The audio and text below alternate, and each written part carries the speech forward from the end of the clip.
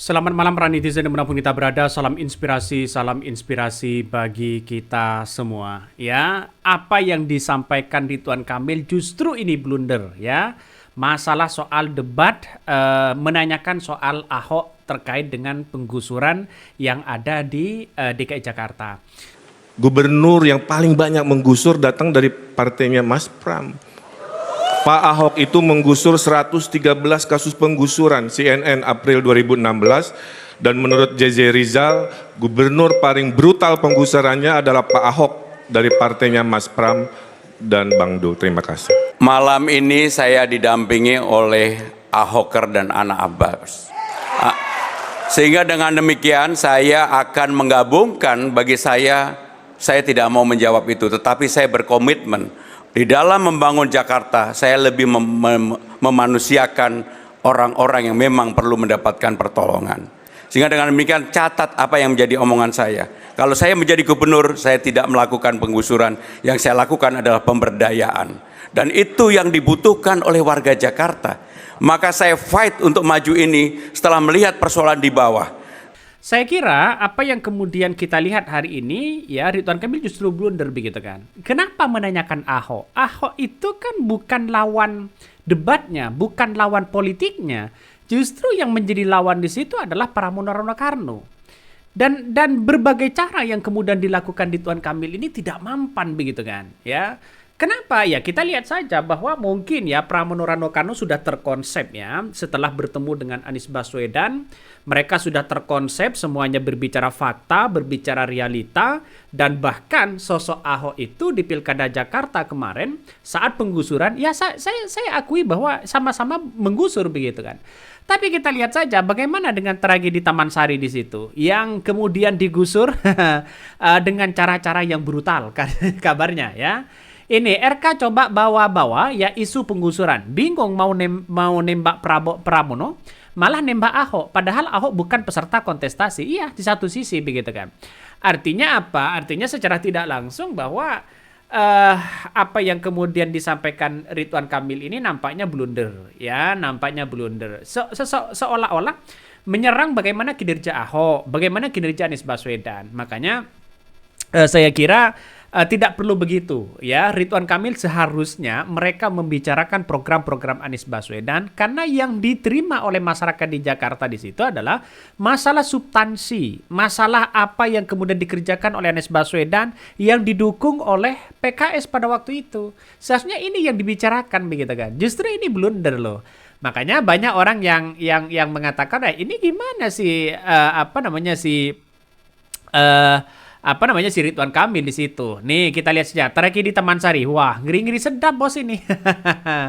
Coba kita baca Ridwan Kamil menyerang Ahok yang bukan lawan debatnya soal penggusuran. Padahal dia sama-sama menggusur Taman Sari. Soal Pilgub di Jakarta 2016. Ahok belum masuk PDP Perjuangan, status sama kayak Golkar. Waktu itu partainya Ridwan Kamil. Juga PSI yang sama-sama mendukung Ahok. Sama begitu kan.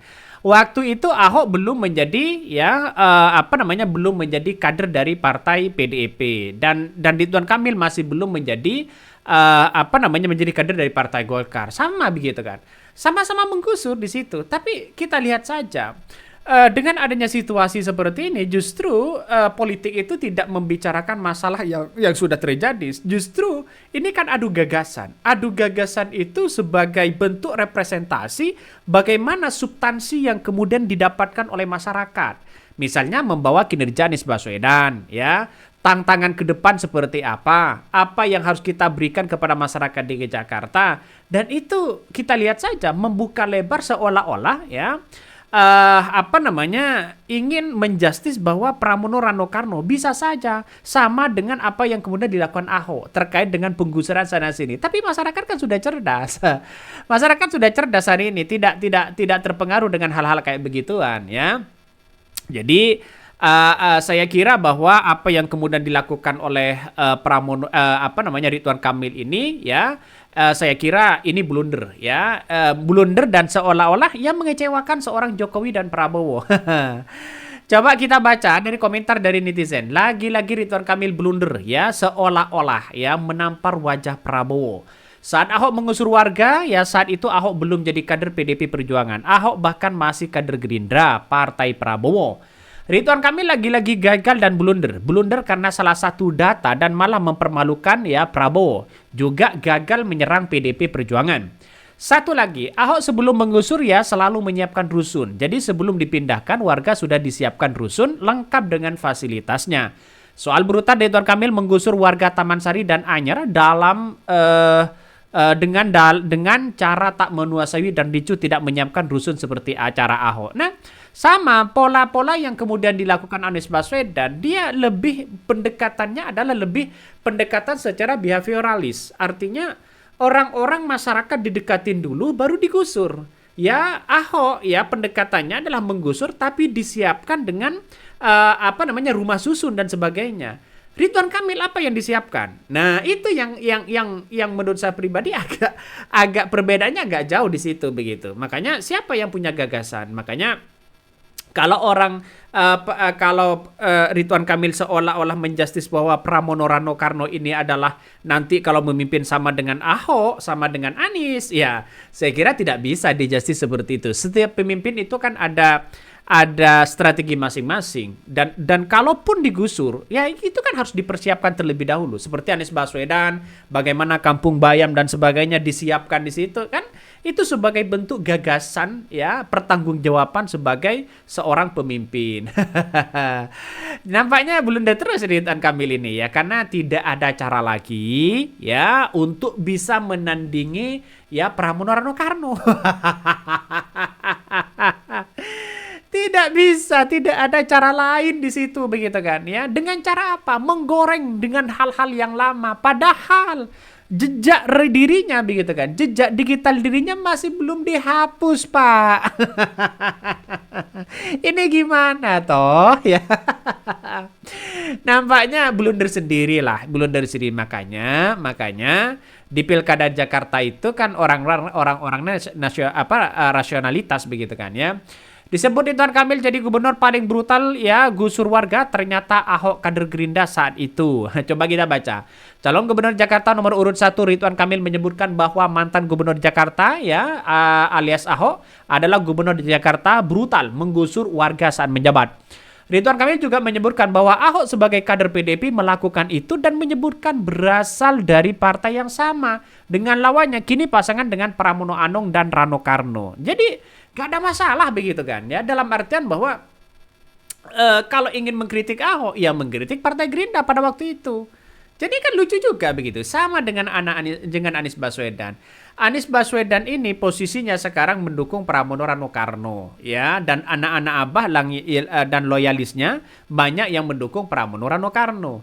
Tapi kita lihat saja realitasnya bahwa ya anak-anak Abah itu bagaimana dulu di tahun 2017 ketika PDIP menyerang Anies Baswedan dan sebagainya. Tapi Anies Baswedan mendukung Pramono Rano Karno. Apakah mereka dianggap sebagai tidak kompeten dalam hal ini? Tidak juga begitu. Karena ini adalah kepentingan bangsa dan negara kok, bukan kepentingan dari elit-elit partai, bukan kepentingan dari orang-orang tertentu begitu kan.